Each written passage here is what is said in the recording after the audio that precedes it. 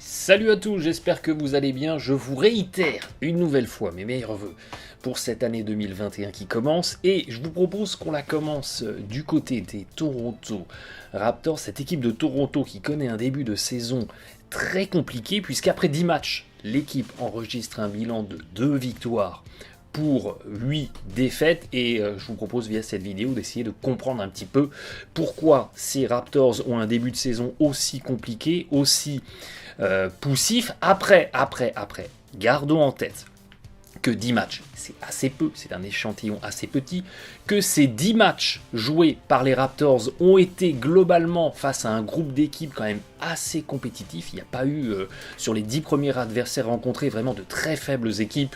On est plutôt sur un gros package d'équipes qui sont tout à fait en capacité de faire les playoffs et d'être au moins à 50% de victoire. Et quelque part, les deux équipes les plus faibles du tableau, les Knicks et les Kings, eh bien, les Raptors les ont battus. Donc tout ça va se corriger quand les Raptors vont déjà jouer un petit peu plus de matchs à domicile, parce que regardez, sur les 10 matchs, il y en a quand même 7 à l'extérieur.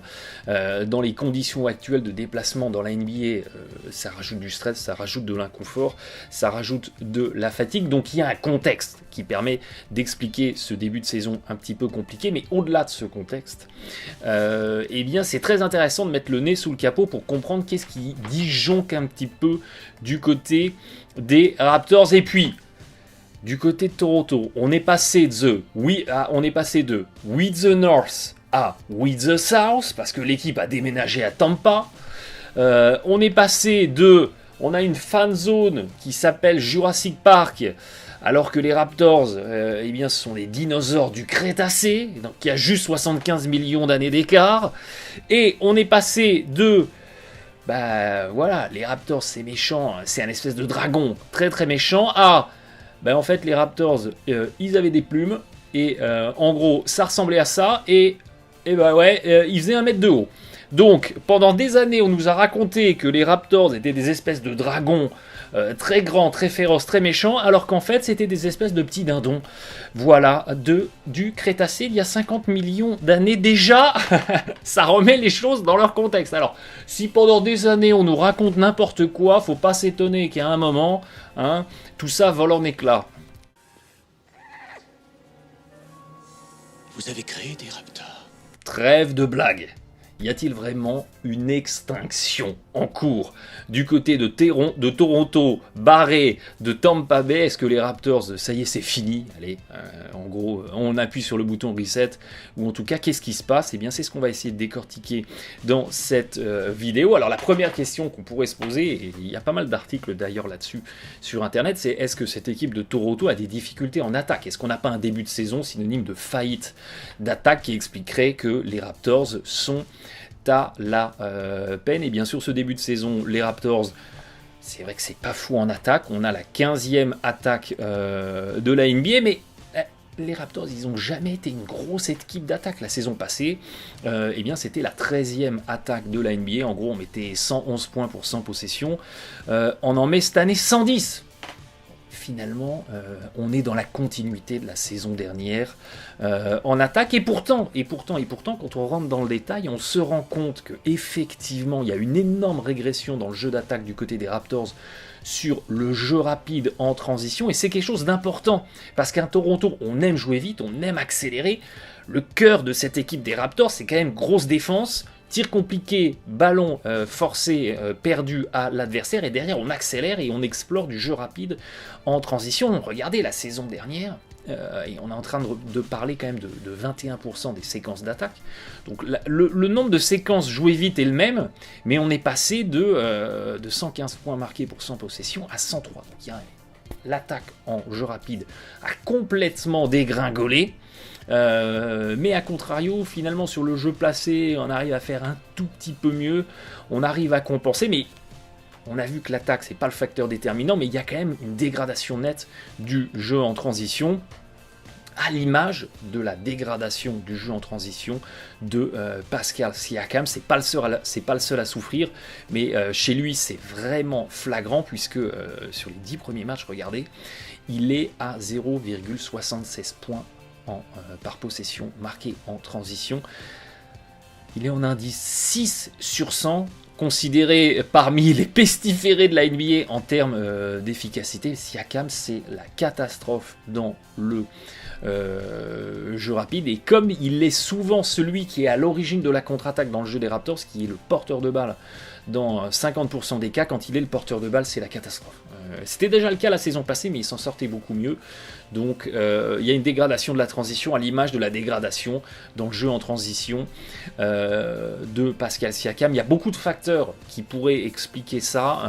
On ne va pas rentrer dans le détail parce que l'attaque n'est pas l'explication déterminante de la faillite des Raptors, mais en gros, pour faire simple, les Raptors, ils manquent de gros finisseurs pour finir en lay-up fort en dessous. Ils se concentrent maintenant un petit peu trop en 2021 sur j'éclate sur les tireurs à 3 points, l'adresse n'est pas en rendez-vous et on est dégradé comme ça.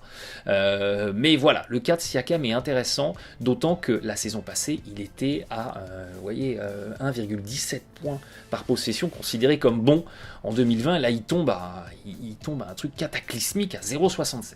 Mais bon, bref, ne perdons pas trop de temps sur l'attaque, en gardant quand même en tête un truc, c'est que les deux recrues intérieures de l'intersaison, Aaron Baines et Alex Len, donc, qui sont ni plus ni moins que les remplaçants de Marc Gasol et de Serge Ibaka.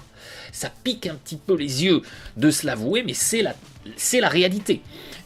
Ces deux intérieurs-là,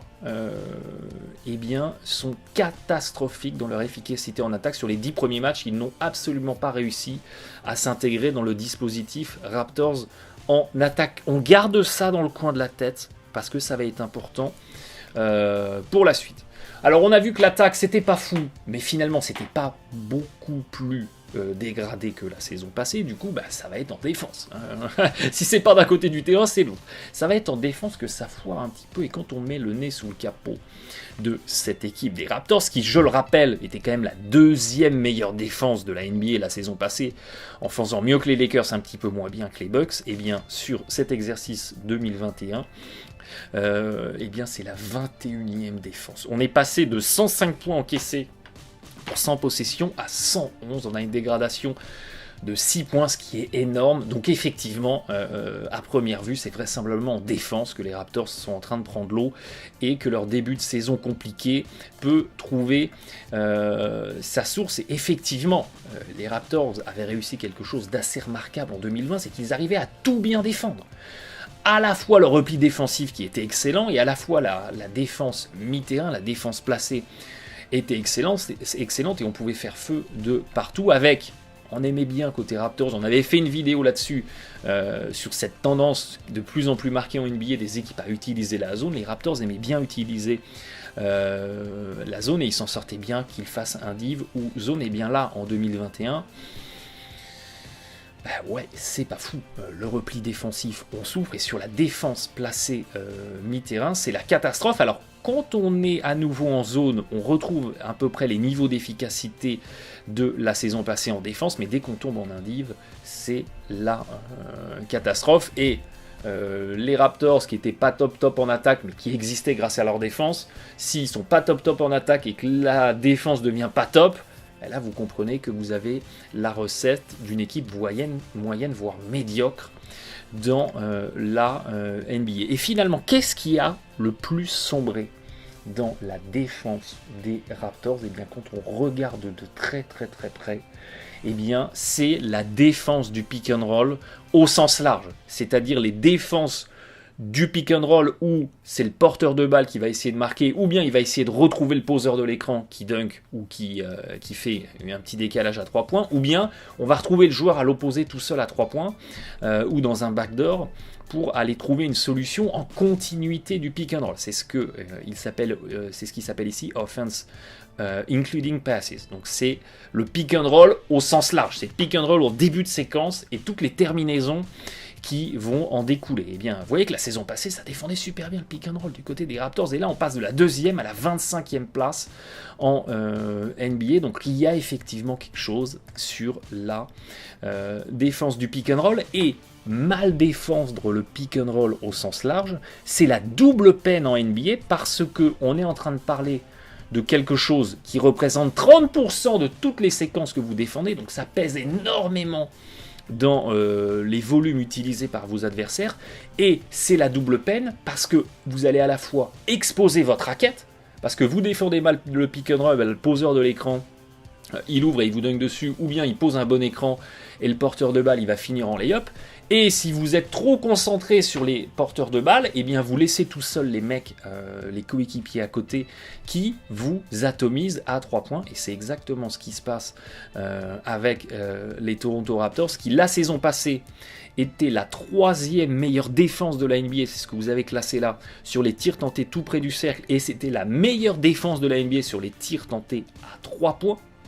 Donc, excellence une nouvelle fois défensive. Et bien cette saison, on est 13e pour la défense des tirs tentés de près et on est 11e dans la défense des tirs à 3 points. Et on défend aussi très très mal les tirs à mi-distance, les 2 points longs, qui sont pas ultra rémunérateurs dans le basket, mais qui sont très mal défendus côté Raptors en 2021, qui dégradent encore les qualités de défense de l'équipe. Et vous allez me dire, mais attends, du coup, Blake, qui c'est qui fout le bordel dans la défense du pick and roll des Raptors? Et bien quand on rentre dans le détail, on se rend compte qu'on a un Van Vliet qui est complètement aux fraises, on se rend compte qu'on a un Powell qui est complètement aux fraises, on se rend compte qu'on a un Kyle Lowry, le volume est tout petit, mais il encaisse 1,22 points par possession, ce qui est cataclysmique, qui est aux fraises. Bref, les extérieurs sont aux fraises.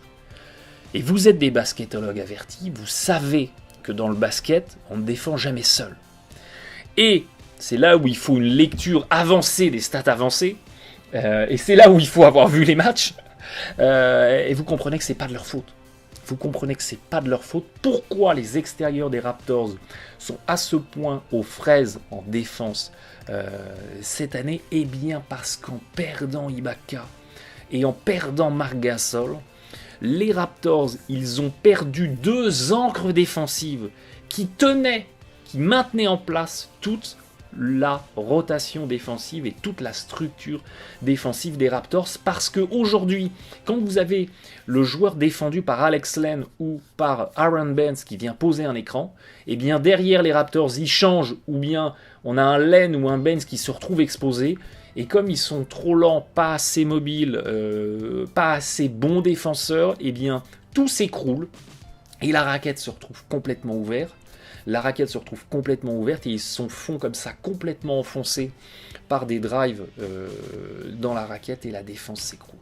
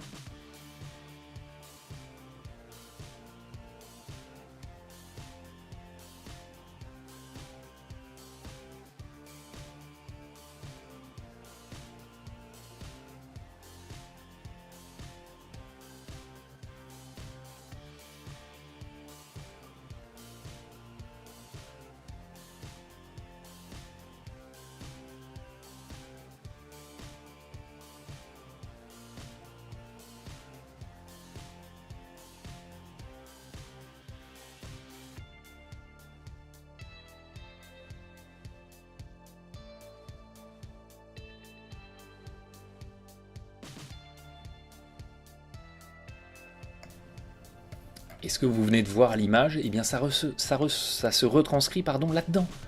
Regardez, quand Baines est sur le terrain, le niveau défensif des Raptors, il est catastrophique. Et quand Len est sur le terrain, le niveau défensif des Raptors, il est catastrophique. Et on avait vu un peu plus tôt, souvenez-vous, que les Raptors, ils avaient un mal fou à attaquer avec ces 2 nouveaux intérieurs dans leur dispositif. Et ils arrivent aussi pas bien à défendre, alors qu'a priori quand ces 2-là sont sur le terrain, la défense devrait être meilleure. Là on se rend compte qu'elle est pas top, ils n'apportent pas de boost en défense, et c'est également la double peine. Résultat, qu'est-ce qui en découle de ces intérieurs qui n'arrivent plus à verrouiller la raquette, qui n'arrivent plus à tenir finalement les attaquants adverses sur des drives, sur des assauts vers le cercle? Eh bien on est obligé du coup, quand on s'appelle Siakam, eh bien, de venir beaucoup plus compenser, de venir beaucoup plus aider, parce qu'on rentre dans notre raquette comme dans du beurre. Donc moi qui passais mon temps à faire des aider reprendre la saison passée, parce que Ibaka, parce que Gasol arrivait à contenir les drives, eh bien je fais un aider, Et puis le gars de Gasol, le gars de Len, le gars de Baines, il passe. Résultat, c'est moi qui suis en aide. Et finalement, les aidés reprendre qui étaient très réactifs, très efficaces, deviennent des aidés. La défense s'écroule. Et on a une équipe des Raptors qui également, quand Siakam, qui est quand même a priori le joueur un peu référent pour ce qui est de la défense, y compris quand Siakam est sur le terrain, qui est catastrophique parce qu'il passe son temps à aider, il passe son temps à être en retard sur les rotations défensives pour compenser les faillites des intérieurs classiques, et tout s'écroule dans ce sillage. Et c'est exactement pour ça que sur la défense des tirs de champ, sur les spot-up, vous retrouvez Siakam, Lowry et Van Vliet, les joueurs qui sont à la périphérie, qui se retrouvent à être ceux qui aident, qui font les essuie-glaces. Je viens aider, je viens reprendre mon gars, ou je viens aider, je viens faire la pré-rotation. Eh bien, ces trois défenseurs-là sont catastrophiques sur la contestation des tirs de champ parce qu'ils sont toujours en retard. Ils sont toujours en retard parce qu'ils doivent compenser les faiblesses de la défense à l'intérieur, et ils compensent en aidant, en suraidant, et du coup en se mettant hors de position.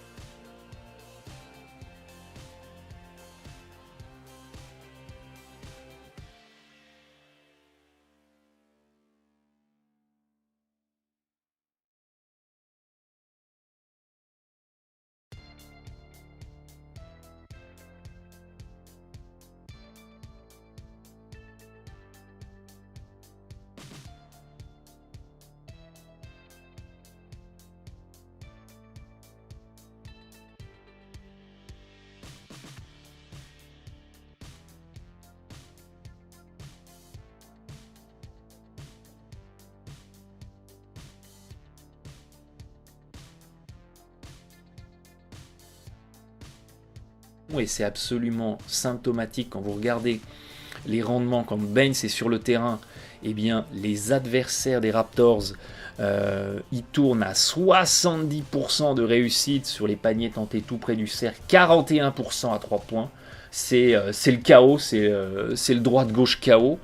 Quand Alex Len est sur le terrain, eh bien, on est à 64% sur les tirs tentés tout près du cercle, on est à 39% à 3 points. Et regardez la fréquence, quand Alex Len est sur le terrain, regardez la fréquence de tirs tentés tout près du cercle, on est à 30%. Donc il est tellement lent sur la défense du pick and roll qu'évidemment les équipes adverses l'identifient immédiatement, l'impliquent, il n'arrive pas à contester et on ouvre la raquette comme ça, et forcément derrière on a des Siakam, on a des Laurie, on a des Anunoby qui viennent aider, qui laissent leurs joueurs qui se retrouvent tout seuls à 3 points, et à contrario quand on a ni Len ni Baines sur le terrain, eh bien, certes, on a encore une réussite tentée tout près du cercle qui est un petit peu en insolence, mais on arrive beaucoup mieux à contester les tirs à 3 points parce qu'on a des rotations qui sont plus rapides, on joue plus petit, on a des rotations qui sont plus rapides et on a comme ça un petit peu plus d'efficacité dans la contestation. Mais là, du coup, du côté des Raptors, on est un petit peu dans un choix cornélien, c'est-à-dire que soit parce qu'on veut avoir des pré-rotations beaucoup plus rapides, on joue petit, mais alors on sacrifie nos capacités à protéger notre raquette, à protéger notre cercle. Soit on veut continuer à jouer grand pour protéger un peu la raquette, mais on doit faire jouer Baines ou on doit faire jouer Alex Len, et on a vu à quel point ça affaiblissait l'équipe. Donc on est obligé de confier un petit peu la boutique, la raquette, à Butcher, mais alors Butcher qui a certes des segments à rallonge et quand même un intérieur relativement léger qui peut se faire bouger par à peu près n'importe qui dans la NBA, même un arrière un peu tanké type James Harden va aller bouger notre ami Butcher de la raquette des Raptors, et vous avez comme ça une exposition qui est terrible pour la défense de Toronto. Et c'est là en fait où c'est fascinant cette histoire des Raptors sur les 10 premiers matchs, c'est qu'en perdant Gasol et Ibaka, ils ont perdu de la protection de la raquette, plus de la capacité en attaque de finir fort dedans, voire avec un Ibaka, on a perdu la capacité d'avoir un joueur qui pouvait exister un petit peu sur de la transition en trailer, c'est-à-dire en étant le dernier joueur qui arrive et en sanctionnant à 3 points, il faisait ça avec énormément d'efficacité. Donc on a perdu avec, en qualité d'attaque, avec des intérieurs finisseurs qui pouvaient poster un petit peu, s'écarter, tirer à 3 points, mais on a surtout perdu en qualité de défense, en qualité de protection de la raquette, et par effet domino, en abandonnant notre raquette à l'adversaire, on est obligé de beaucoup plus céder, donc de beaucoup plus lâcher nos joueurs, qui se retrouvent complètement ouverts à 3 points et qui sanctionnent en insolence, parce qu'ils ont tout le temps nécessaire pour le faire. Donc c'est vraiment fascinant de voir qu'en perdant la raquette, les Raptors perdent le 3 points. C'est l'effet domino, c'est l'effet papillon. Et c'est ça qu'il faudra retenir quelque part de cette vidéo et de ce mauvais début de saison des Raptors. C'est que plus que jamais, finalement, on retrouve ce qu'on avait déjà identifié quand on avait parlé des Lakers, ce qu'on avait déjà identifié en parlant des Milwaukee Bucks, c'est que dans une NBA finalement qui n'a jamais autant tiré à 3 points, la clé de voûte, la base, reste le contrôle de la raquette, empêcher l'adversaire d'avoir des points faciles tout près du panier, et dès lors que vous avez cette mainmise là, ce contrôle là, vous restez maître des autres compartiments.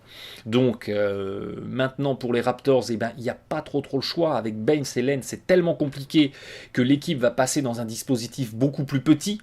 Donc avec comme seul vrai intérieur dans la rotation, on va jouer avec Chris Boshler. Donc le niveau de défense va être un petit peu dégradé par rapport à la saison passée. Là où il va falloir compenser, c'est sur les qualités d'attaque. Et on voit sur cet exercice 2021 des Raptors qui tentent énormément de tirs de loin, énormément de tirs à 3 points, parce que ça va dans le sens du small ball qui déploie.